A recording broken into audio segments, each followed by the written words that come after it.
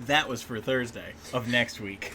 I have things in places they ought not be. Hello, folks. Welcome to the stream. My name is Mike D'Angelo, a.k.a. That Tellest Guy. I am here with my lovely co-host, Rihanna. Hello. Hello. Today's topic is going to be another travel guide. Today we're going to be doing Atalatha. Of all things, I only have like one real thing for Atalatha as far as art goes, and that's this Colosseum picture. It's a concept that Warren made for us for Tower Sphere. And you had just mentioned that it's your first time seeing this. Uh-huh. So I don't remember us having gone through this and the sketch outlines and everything. It's cool because I have stuff that's through 2027 scheduled on the website, so there's got to be other things that you have no idea about. Yep. It's going to be fun for you to see those pictures. So this is actually Alan, the Knight of Virtue, who owns the Colosseum. Oh yeah. That's him in his. We love Alan. That's him in his younger years, before he got big and fat. So. No hate on that. No, just an observation. We all have. We all have pudge. We all have pudge in our elderliness. So I figured what we would do is we would start with Atalatha and kind of branch our way out. So what we're going to do is we're going to come up here and close that out and show you the... But don't we have an important announcement to make first? Do you want to make an announcement about Luna? Yeah. Well, we said we were going to wait until we got to Ugitrin, the dog city. We didn't say that at all. I said it and you just didn't listen. You don't know my life. Okay. Do you want to just skip to it? No, we can proceed. No, just get into it. No. I don't want to. You're being coy. Mm-hmm. Talk, I'm hydrating. Oh, fine. So, he just drank some water, and that's pretty interesting. His exasperation is real. I almost lost water out my nose, and it would have been all your fault. Alright, so what we'll do is we're going to take a look at the various places on the map, and we're going to look at some pictures of those places represented. So the one thing that I didn't do, I didn't go up to Sentinel for whatever weird reason, but we're going to start with Kafka. So Kafka is a lost city that in the Bindings of Fate and in the new timeline, Chaos or Luca and his buddies will end up finding. We had a artist named Dina Helmy who did this kind of variation of it, and you can just kind of see the ruins of the city, not necessarily the castle, but the castle is underground. It had some kind of mechanism that let it go underground. It was inspired by Final Fantasy. So anyone who played Final Fantasy 3 or 6 or whatever it was called, depending on how late in the game you played it, they know that the Castle Figaro was able to kind of descend under the desert and move around and stuff like that. Now, is there a reason why it's abandoned in the lore? I know what the reason is. But would the powers that be, so to speak, ever try and explore the stuff, or? Oh yeah, that's the whole point of the new timeline. And that's the reason that there was 9 of them that went, because you and I know, and we've discussed it in the art pieces and stuff, things like that. Anson now in this new timeline can't sing, he can't speak, because every time he opens his mouth, demon speak comes out. And it sounds like spiders crawling through people's ears and stuff like that. It's here, I'm gonna replicate it for everybody. No, don't do it. I hate it. It's worse than nails on a chalkboard because it's spiders on a chalkboard. And you'll point with 8 little pieces of So the whole premise was they went into Kafka together, the 9 of them, because Luca has the power to sense magic. So he was able to sense it, knew that there was something going on, went back, got his friends, they all went in together. Thus far, Anson's the only one who we know had any kind of lasting effect that happened there. There was obviously something demon, adjacent there that caused that to happen, and we know that based on the lore in the encyclopedia entries and everything that we developed, that the people of Kafka were trying to, with Ramus Youngblood, fight Semi-Alaz, who was the fallen angel, and his demon army and things like that. So we know that there's something along those lines. To your point, is there ever going to be any further exploration? There's some archaeologists in Kafka right now who are trying to dig up more information, and pretty much the beginning of the book that kind of conglomerates all the characters together. Luca's not going to be able to participate in Tower Sphere because he gets the call to come back to Kafka. Right. And he's going to tag in Renault Fowler, who is the Prince of Blacklane, to be his surrogate player, which is going to help kind of bolster like the friendship between those two nations, which is scandalous. A little scandalous. It's a little bit weird considering the timeline that we just came in. Mm-hmm. Everything was so murderous. I mean, even in this timeline, like there was a battle that found its way to Atalatha. That's why Renault was apprehended. That's why Randall Hart was paralyzed briefly and was going through these weird, fantasies about, tutorialism and things like that. So for anyone new who doesn't know that there's 2 timelines, there was three timelines. But we don't talk about the first one. there was a let's say 1 and 2 were like the initial passes of the story arcs, and there was a little bit too much black and white, and this new one is very gray. Yeah. And it's like, it's reality. Yeah. Everything in reality is not so... Yep. Yeah, I felt very much like there was too much absolute when it comes to... But as a young writer, that's kind of like where your worldview is. And the nice thing about the extra timeline is it gives people the opportunity to... you don't have to pull away from those original timelines. Mm-hmm. Like, it's not like they don't exist. Right. I'm not writing them so that they're non-canon. Mm-hmm. They're just the legacy, timelines. We get to do some fun new stuff. Everything from Mageborn on is part of this new timeline.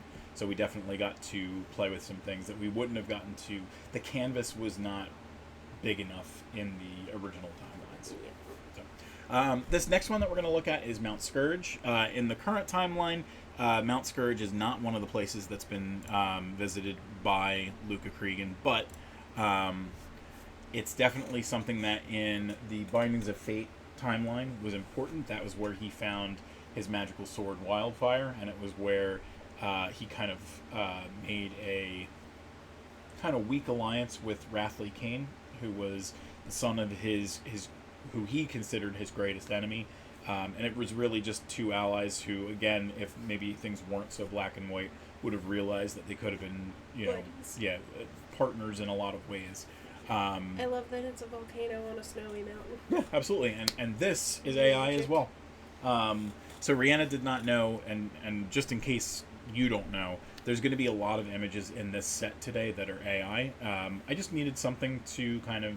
Visually. Yeah, I wanted you to be able to visualize it while I was talking about it. We don't have images for everything. We have a lot... I mean, I don't think that there's a lot of indie authors that go to the lengths of getting as much art for their world as I do. Right. I just don't have the money to go and do a concept art piece for something like this to put together for 15 seconds. Yeah, I think we're pretty aligned in the idea that you don't want to take jobs away from artists if you're using artwork to monetize something. Right. But for concept art, whatever. Well, and not even concept art, but concept art that will only be on this video and then probably only be shown to an artist to say, hey, I did this once for 15 seconds. Right. Can you take this and make it your own? Exactly. But this is a good first step. I think of all the art that I got put together today, this is one of the ones that looks the nicest. You'll see some ones where you've got a little 3-legged creatures and stuff like that. But it's not there yet. It's close. So, this is Mount Scourge. I like the way it looks. Excuse me. And, like I said, thus far we have not seen in this timeline any reason to go there. But ostensibly, the magic sword is still there waiting. It's just that Luca has never had an opportunity to go there or a need to go there. You figure if he did, his magic sense would probably ping and he'd realize that there was something important in that. If it's snowy with a volcano at the top of it and there's obviously magic, would a weather wizard be helpful? Could be. Hint, hint. Hint, hint. Are you put my guy in more stories? Put my guy in. Put my guy in. He's ready. Get him off the bench. All right, let's see. We did the Valley of Cathca. Let's close that one. So this is one that we have. We have Wispus's Manor, which is, it kind of looks like a little fairy cottage here, but really what it is a gigantic mansion that was just shrunk down. This is all that's left of Westwick, which is a town that was originally pretty beat up by Black Lane when they did that first attack. They didn't want to get attacked again, so they ended up all kind of going to Wispus's mansion. Wispus was the mayor of the town, but he was also a he was a artificer wizard who had this mansion in the woods, brought everyone there for safety, and now it's kind of like a quest hub of some sort. Our editor made this like a spot for his D&D campaign and everything. Like, pretty cool stuff that you get to do there. Yep, and we were talking, I think, in another stream about this kind of being like a downside. Was that the show? Yeah, downsizing or whatever. Yeah, because like you can have a whole village full of people like starving in the winter, or you can feed your entire village with like a regular sized donut that you distribute amongst the people. Yeah, donut, a deer, right. Whatever. So Westwick is one of the towns that we do have a sigil for. So you can see they've got this kind of modern looking unicorn, but I think over time it's become like one of my favorite sigils that we have. Mm-hmm. And we've kind of leaned into it in a couple of places where things do feel a little modern. I sketched that, didn't I? Yeah, I think you did the first maybe 3 waves, and I did 4, 5, and 6. Yeah. We put a lot of these on mugs at one point. Yeah, it's just a lot of fun. Just to the south, just to the south of Westwick is the Spirit Woods. It's technically in the Spirit Woods. So we have an AI image for that. This is, the more you look, the more you see. You've got weird little artifacts along the trees. You've got branches that kind of just terminate out of nowhere and stuff like that. Yeah, but I like it. Yeah. It's got again, it's good for concept pieces and stuff like that. Kind of has a Lost Woods Zelda kind of feel to it, Yep. which is kind of that's what we're going for. Is. Yep. It's fun trying to plug things into AI to give you the results that you want. I like to do like fantasy style or painterly. For whatever reason, AI does not like doing trees with leaves. Well, what are tree branches but fingers of nature? The fingers of nature. And AI can't do hands. That's absolutely, it cannot. The Spirit was a place that in the Binding series a lot of time was spent in. And again, as Darkness Falls, the Black Lennian army kind of made their way through the Spirit Woods, and they found a pretty big enemy in Eclipse Clarion, who thus far in the new timeline has not shown up at all. He eventually was going to make his way into Atalatha, but he has not had that need to yet because Black Lane didn't come at R'lyeh in full force until they were basically, they had a treaty. So no need to do any of that. Let's see. We've got southeast now. So this is far to the east and southeast. We have Saramore, which we've seen on the cover of the Tinker's Tale. So we've got this, and then just real tiny in the background, Leo sketched out this is kind of, you can't tell with the way that everything is. You can't tell with the way that it is. But there's actually it's kind of like a mesa back there. So there's a big ring of just open air in front of this, and there's one little bridge that takes you into the town. But you can see this is kind of supposed to be the step temple, whatever. That was his concept of it. In my imagination, it goes way higher. So I did an AI piece for Saramore earlier today. It kind of looks maybe a little bit more like I would kind of consider it. You still don't see the temple complex or anything. This is just a regular sector of the city or whatever. And then you would kind of imagine that this is it rising towards the heavens. Saramore, their sigil is the 3 angel wings. Of course, I don't have it on the border. And those 3 angel wings are kind of supposed to denote Semi-Allah's was originally kind of affiliated as an angel with Saramore. So there was supposed to be like some kind of like holiness to the city, and Should you like a pilgrimage site? and now it's a place for multiple gods to be worshipped. And Saramore was also the site where, in Tinker's Tale and Stealing Saramore and everything, that we had kind of a question of deism. Maximus kind of believes in Galvin, the god of crafting, and Richard Lenner believes in like a singular god, like the Christian God, instead of like the multi pantheon that exists in Tellest. So he kind of gets ostracized from the town and everything. But yeah, that's what we got there. Which is cool, but also, Also, what? I don't know. I was gonna say something and then I completely lost it. So I'm just gonna ramble and pretend like you understood my point that I don't know that I made ever. Absolutely understood. Yeah. We are going to go to commercial in 45 seconds just to make sure that everybody gets the commercial as close to each other as possible. I remembered what I was going to say. What was you going to say? So I was going to say that the mix of the gods makes more sense because I think part of the story is that this area in particular of Tellest has a lot of like multiculturalism when it comes to like different anthropomorphic creatures. And, yeah, I mean, just southeast of here is Ugitrin, which we'll see in a minute, Yeah. and then we'll talk about Luna's whole thing on the other side. Yeah. But like to be and considered elves a and place, dwarves and stuff yeah, like that. to be considered a place that's like accepting of all different peoples, you would obviously have to anticipate some tolerance when it comes to other theologies and whatnot. Yep. All right, we are going to go to a commercial. It's going to be 2 seconds. Of course, none of my things are working on the stream deck, so we'll see if this even works. Good luck. Now that our Twitch channel has reached affiliate status, we can start to do some really cool things. One of them is inviting you to play our tabletop dungeon diving game, Quantum Quest. Using our channel points, called Quest Coins, you can queue up for one of our forthcoming Tabletop Thursday games. In addition, as we amass more followers, we'll continue to add new ways for you to use your Quest Coins. Join us and see if you can escape the living dungeon. We'll add there on the bottom. Oh, now you got it. So, but we'll talk through this because on the video we won't see the ad or anything. So, we're gonna do better with editing out the lulls.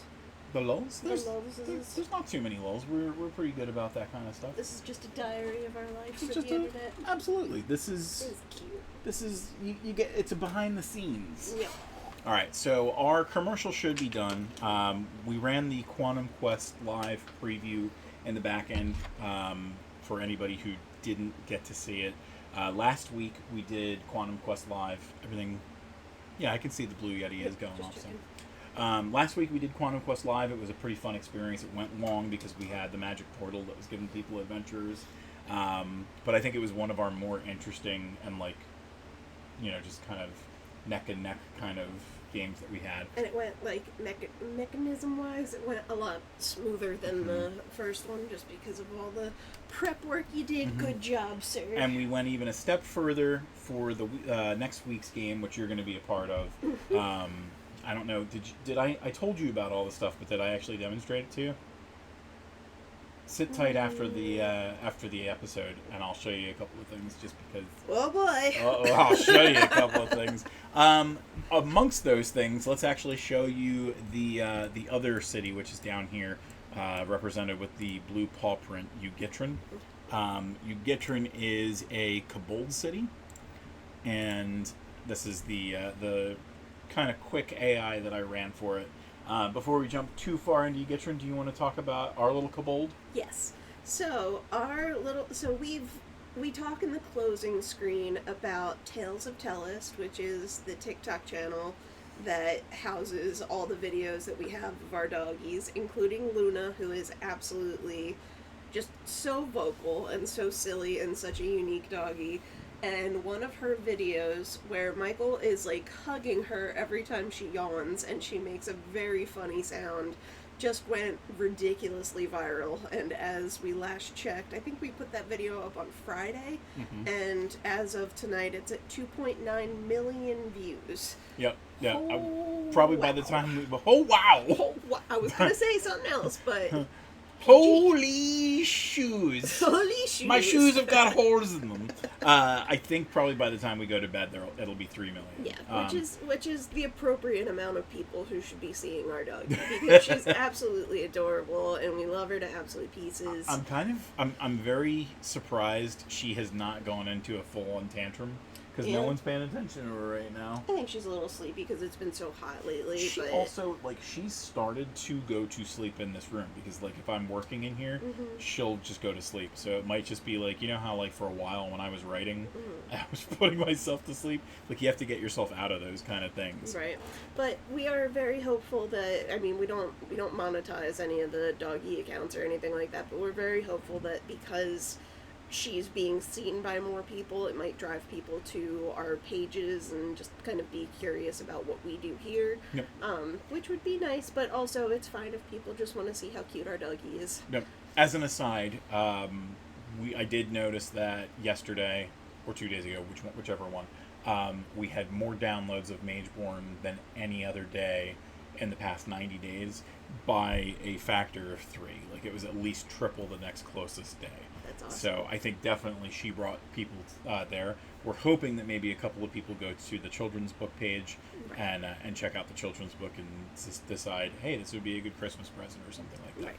Right. So we decided to tie that in now because we're at Ugitrin, which is a kobold city, and the kobolds in Tellest, they're all based on real dog breeds and everything like that, and their kind of caste system is the bigger the breed, the more kind of illustrious they are.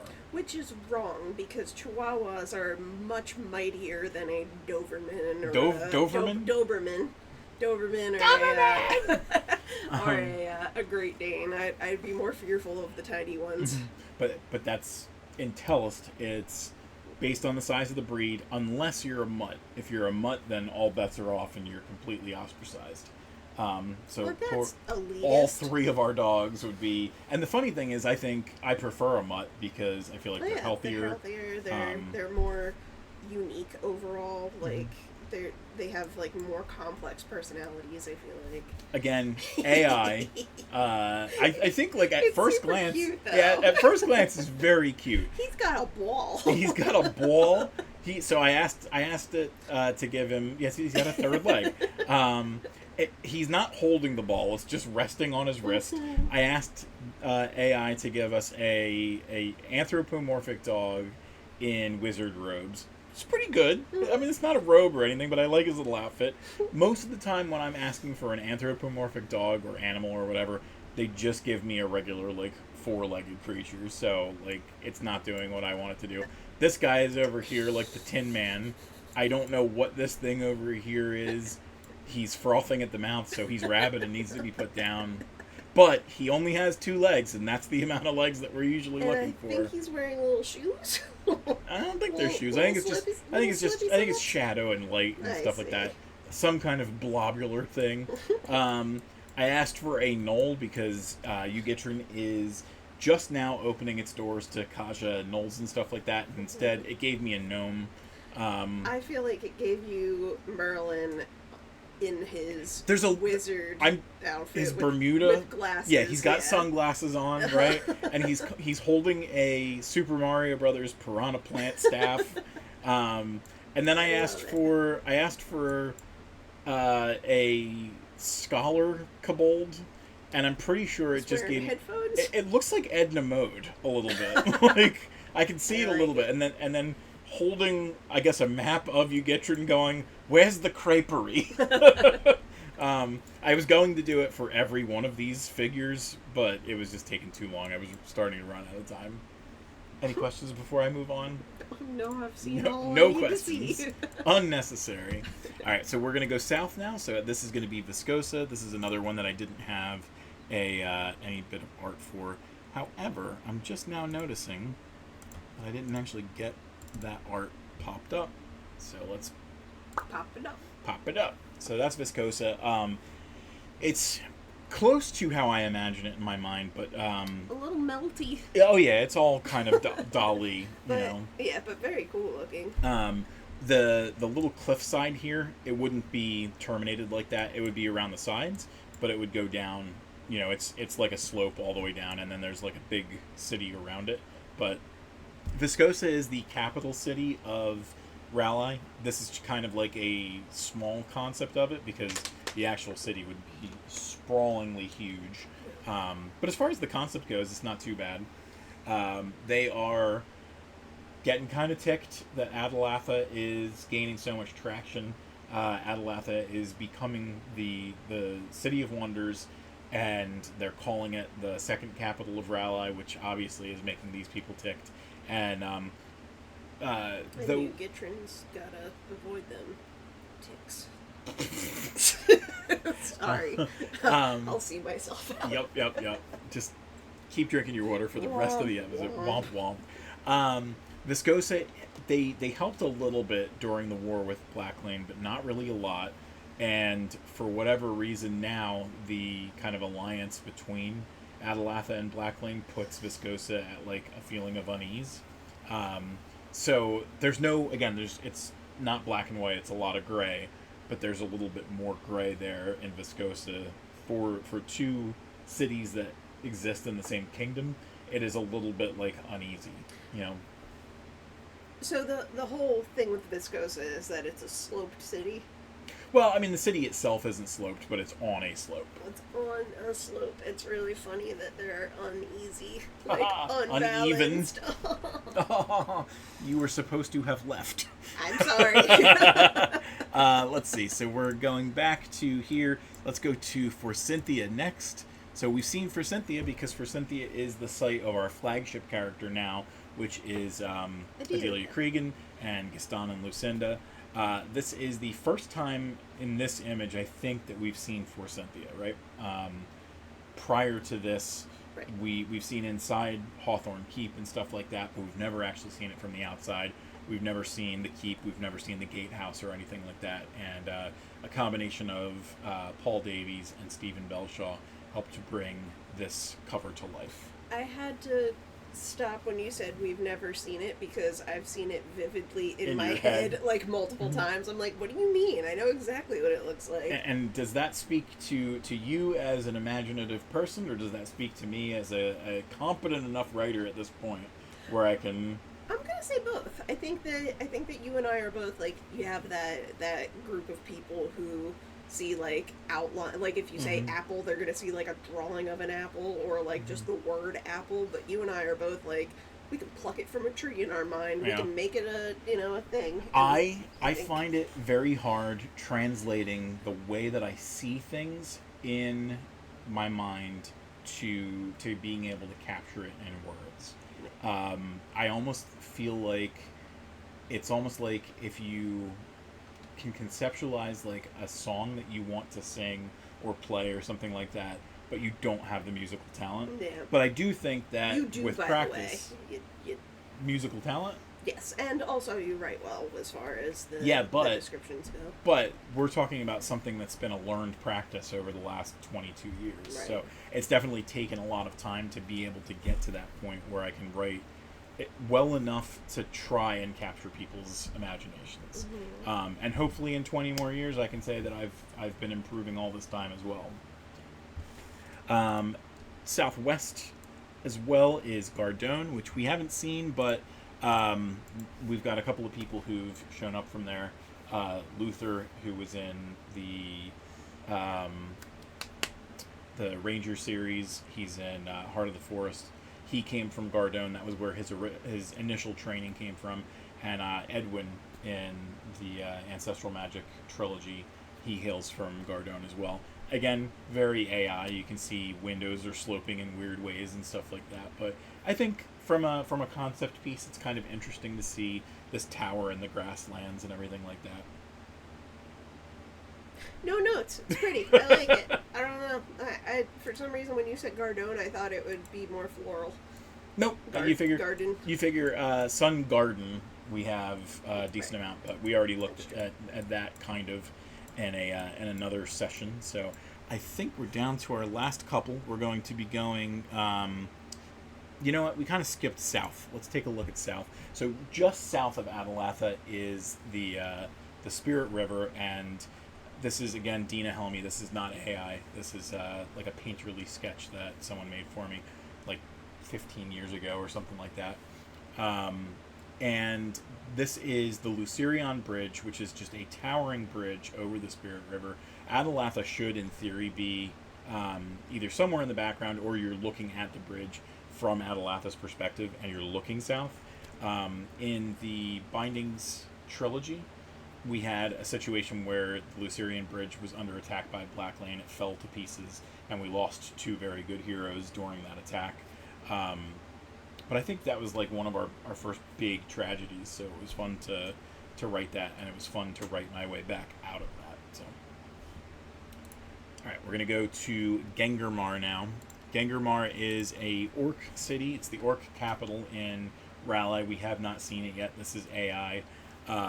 This was a lot redder when I was first playing with it, and I had to desaturate it a little bit because it was so vibrantly red. It looked like one of those like black and white photos where the only thing that has any color is like the deep red. I like it. It's got a. How did you describe this? Because it has very much like you said. It's in Ogre City? Orc City? Yeah. It's very much got like a luxury mud hut feel to it. Yeah, so I think like when I said what I was looking for an orc city in the grasslands with red tents and tall stone buildings. For whatever reason, a lot of the orc stuff that I was getting had like the buildings looked like orc faces. And that's not quite what I was going for. Right. I didn't want it to be totally like Orgrimmar from Warcraft or anything like that. I wanted it to kind of feel like its own kind of thing.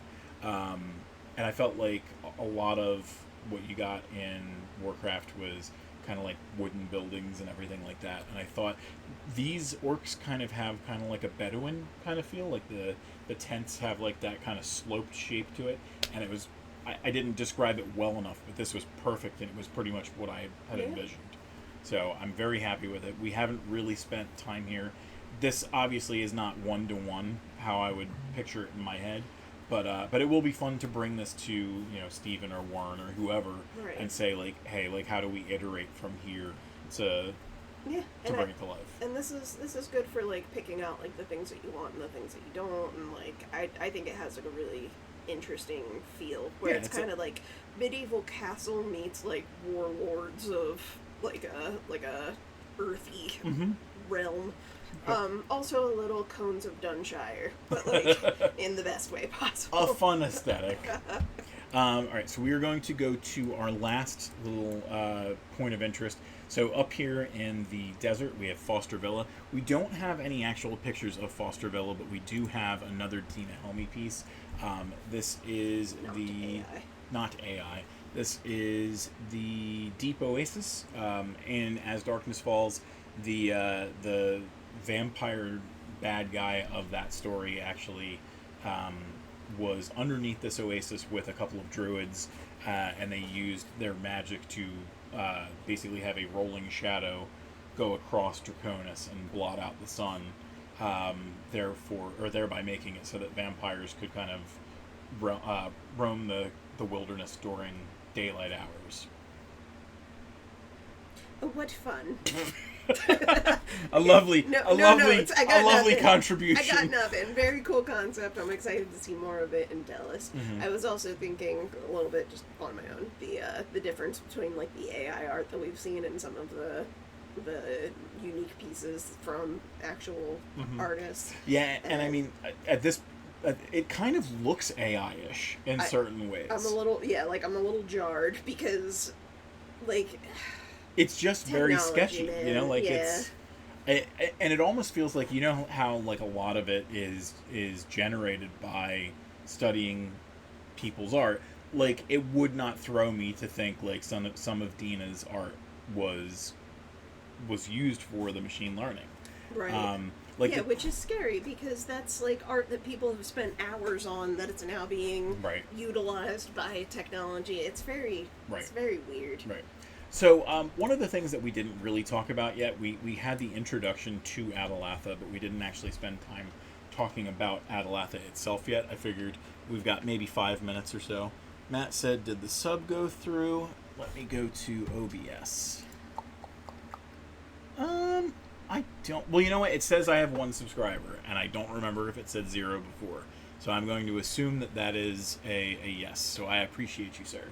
Are we able to at the very end of this thing show the video of Luna? Is that a possibility? Yeah, I think so. What we'll do is we'll close the show like normal, and then I'll put that as like a stinger, like the after credits for Marvel or whatever. So Atalatha itself, we talked about the arena, but there's a couple of other like points of interest in Atalatha that are pretty interesting. And ones that are coming up, like the school of learning. Yep. Yeah, we've got the academy basically that's going to be kind of like our Hogwarts alike. But they have the Museum of Wonders, which is where the start of the Tinker's Tale takes place. Little kid is going through there trying to steal something from the museum and runs into Maximus while he's there and gets told a story, ends up becoming one of Maximus's companions. So years later, when we see the convergence of all these characters, that character, I think his name is Samuel, is going to kind of play like a bigger part. Like, you might have a bit role in some of the earlier stuff, but the fun that we have with Tellest is just because you have a bit role in an earlier story doesn't mean that you can't be elevated later. Yeah. This is an ongoing TV series that just isn't on TV. Right. Just to the other side of the Museum of Wonders is Richard Leonard's Cathedral. Again, we mentioned earlier that he practices to one god, so there's not a lot of people in Atalatha that come to that church and pray. If you're desperate, maybe you'll go to any god who will have you. So he would find people like that there. In that situation, he's preaching to a god that nobody really believes in. And the only really reason that he has that building is because he's one of the heroes that stopped an unspeakable evil like decades before. And then just to the north of both of those buildings is the Great Library of Atalatha, which we played in a little bit, I think, in the Child of the Stars trilogy, because the pits were located underneath the library. So you have a convergence of 3 Knights of Virtue there. You have Maximus to the west with the Museum of Wonders, Richard Leonard to the east with the Cathedral, and then underneath the library to the north is where you have Higor Trent, who is the one who kind of runs the pits.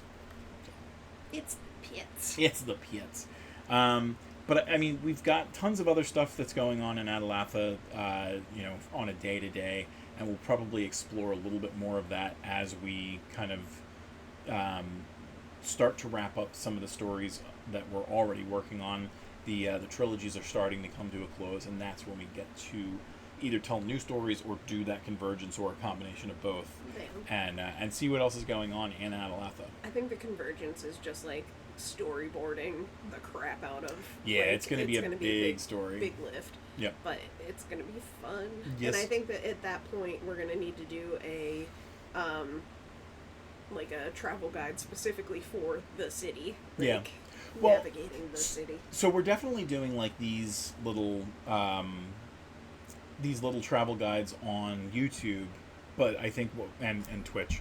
But one of the things that we've talked about doing before is actually taking it and making a literal travel guide, like, pamphlet, basically. Slash combination, what are they called? Like the role-playing scenario kind of games. Like, I feel like it's very much a world that lends itself to have people play in it.